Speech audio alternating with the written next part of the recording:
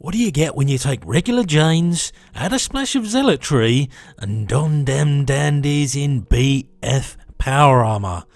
Adepta Sororitas is what, and these devoted followers of the God Emperor have got plenty of toys at their disposal. My name is Benji, and this is your first 25 power, 500 points of Sisters of Battle. Why two different measures of an army's potency, you ask? Why, because power is for your open and narrative play needs, for when you want things uber cash and or thematic, and points are the abacus for matched play. You know, when you want granularity and competition. Before we start in earnest though, we need to consider a couple of divergent paths, just so we can give a real flavour of what your choices are when setting down the path of the Sororitas. And I must admit, I had a great deal of trouble with this codex, in part because it was slim pickings for so long, but the available datasheets have certainly seen some expansion over the course of the last couple of years. So what we're going with is a shoot-centric build and a festival of melee combat build. The former is a bit tricky because there's only so much long-range weaponry in the codex, so we need a bit of mobility for the mid-range. And the up-close and personal units, we just need a way to get them to their target relatively unscathed. Simples. Let's kick things off then with some shooty. And the HQ slots, to be honest, are split into the haves and the have-nots, aka the cheap and the not so cheap. And if you're just starting out, we need to not be blowing our giggity on named characters. And so we're rocking a Canoness in the Soul HQ slot, doing everything you'd hope for in a stock leader with a few short and medium range options to kit her out, and just as importantly giving hit rolls of 1 re-rolls to local friendly core units. There's nothing spectacular here, but it's just as important that you're not breaking the bank bringing this unit. Oh, and you may want to consider a Blessings of the Faithful upgrade if you're using points, because as you'll find out, there's a bit of wiggle room in this department. Next up are 2 units of 10 Battle Sister squads, the only troop choice in the codex, and there's no conditional troops anywhere else in the book, meaning that this will be the bread and butter rank and file for whatever route you take. And because we want to churn out as much medium range firepower at this breakpoint as possible, and because we're rocking units of 10, there are a few special and heavy weapon upgrades we can cram in, depending on what you're going up against. Now on paper their greatest weakness, especially now in 9th, is their 1 wound, but there's ample means to make most units in this codex a lot more durable than they look. And would you believe it, there's only 1 unit left to fill out the list, and for that we completely bypass the elite and fast attack choices and go straight to heavy support Tank Town with an Exorcist. The default choice for churning out long range, high strength firepower.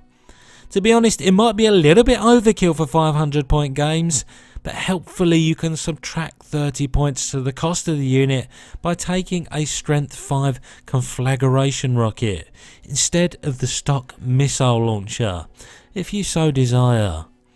That alongside the heavy bolter will chew most things up no problem. And that is that for shooty. I found some unusually wonky power to points ratios in this codex, so getting even close to the limit for both was no mean feat. It's so much easier to get to 25 power than it is to those 500 points, but with the Blessings of the Faithful we've already talked about, the weapons upgrades on the Battle Sister squad, and the will you won't you missile launcher on the Exorcist means there's plenty for you to do with the extra points. What you have here though definitively is a great platform for a shoot first, melee later Sisters of Battle build. But the yang to the first list yin is all about being up in your opponent's grill, and there is for sure no shortage of options in the codex for this task. We're also recommending picking up the Combat Patrol box for this here list. We won't be using everything found inside, But these two things will still be true. You would have paid about the same for the models in this build if you would have bought them separately anyway, plus you give yourself more options for down the line. For our Warlord HQ, we are not trying to reinvent the wheel, and so once again the Canoness is getting the nod. The alternate choice, the Palatine, is just not bringing anything better for a melee-centric army, so for the very slightly higher points cost, we're sticking with the Cannon Lady. Of course, these guys can be kitted out slightly differently, and if you've got some spare points laying around, you can give them Blessings of the Faithful to tailor them more to your theme or playstyle. Predictably enough then, we're taking Battle Sister squads in these troop slots, but here we go in MSU with 2 units of 5. Not for nothing else but to do the mid-range things that they do well, but also to cap objectives. Now there's only so much flexibility in these squads, but the unit leader, the Sister Superior, can be kitted out with some melee alternatives. And as a unit they can adopt more of a supporting role with the inclusion of an Incenser Cherub and or a Simulacrum Imperialis, giving you active faith bending rules. Now patience, they say, is a virtue, and so we finally, 3 units down, get to see something new. Here in the guise of the elite choice Sisters Repentia. Now we're only taking 9, which does gimp us somewhat in the power game, but it'll become apparent why in a moment. This unit and their penitent eviscerators have one job: to get up close and personal and absolutely tear multiple wound models up.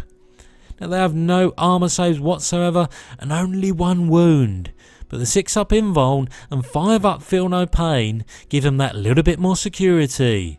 And with the Zealot special rule allowing for attack rerolls so long as you get them on the charge, one suspects you'll be rocking the happy panda face. Speaking of which, as a separate unit we're also taking a Repentia Superior to tag along with them. Coming in the same box but constituting a completely different unit, albeit one that doesn't take up a battlefield role slot, is the Sergeant of the Pack. Not only does she pack a punch herself, rocking 4 wounds with a 3-up armor, 6-up invuln saves, means she won't be the easiest last domino to topple. The synergies with the Sisters Repentia are formidable as well, allowing them to advance and charge and giving them some charge roll consistency would probably have been sufficient, but allowing them to add 1 to their wound rolls sends this little unit over the top in terms of value. Yes, I will take the hand and the glove, thank you please. Although not mandatory, it is preferable though to give these types of units a little helping hand up to the business end of the battlefield. As such, we're taking a dedicated transport in the form of a Sororitas RHINO.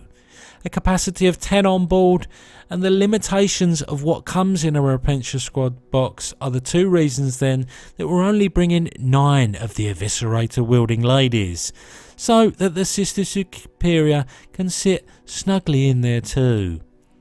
So whilst their main reason for being is to ferry their passengers, having a Stormbolter and optional Hunter Killer missile on board means they can fulfill secondary functions, including that of objective capping as well. With a 3-up armor, 6-up invuln save and 10 wounds, a concerted effort will be required to make this go explosivo. We do however have 1 more unit to round out the collection, and that just so happens to be a unit of 5 Zephyrim squad. Taking up a fast attack slot, these jump pack units can A. deep strike in, B. dish out a decent amount of strength for melee attacks, C. offset a 1 wound stat line with a 3-up 5-up invuln save, and D. dole out a great deal of punishment for their cost. Job's a good un. And that is where we say, well, we certainly crammed a great deal in our combat patrol compared to our shooty brethren. Mostly because of the MSU Battle Sisters and the lack of a big bucky tank gobbling up a bunch of points.